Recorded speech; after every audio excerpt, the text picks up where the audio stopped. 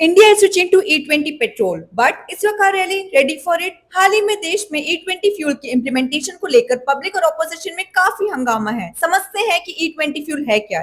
E20 means petrol में 20% ethanol और 80% petrol का ब्लेंड। इंडिया में E20 इनिशिएटिव 2030 तक इम्प्लीमेंट होना था। इसका रोल आउट 5 साल पहले ही 2025 में कंप्लीट हो गया। इस मूव से गवर्नमेंट ऑयल इंपोर्ट्स कम करना, ऑयल प्राइसेस घटाना, फार्मर की इनकम बढ़ाना और कार्बन एमिशन कम करना चाहती है। अंदाजा है कि इस इनिशिएटिव से इंडिया ने 1.3 ट्रिलियन फॉरेन एक्सचेंज कॉस्ट बचाया है।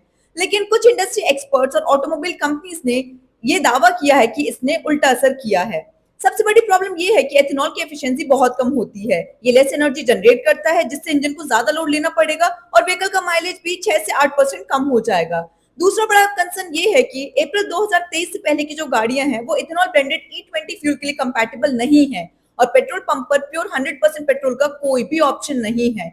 इसके अलावा पेट्रोल पंप पर कोई स्पेसिफिक लेबलिंग भी नहीं है कि कितना परसेंट एथेनॉल यूज हो रहा है। इस इनिशिएटिव से कार्बन एमिशन तो कम होगा, लेकिन व्हीकल परफॉर्मेंस और कंज्यूमर कॉस्ट को लेकर अभी भी चिंता बनी हुई है। हाल ही में सुप्रीम कोर्ट ने E20 फ्यूल को रोल आउट करने को चैलेंज करने वाली PIL को डिसमिस कर दिया है। So what could be the possible solution for government now? Transition period के लिए पेट्रोल पंप को E10 और E20 फ्यूल दोनों ही प्रोवाइड करना चाहिए। इंजन माइलेज और एनवायरमेंट पर E20 फ्यूल के लॉन्ग टर्म इम्पैक्ट को लेकर एक डिटेल और नेशन वाइड रिसर्च होनी चाहिए।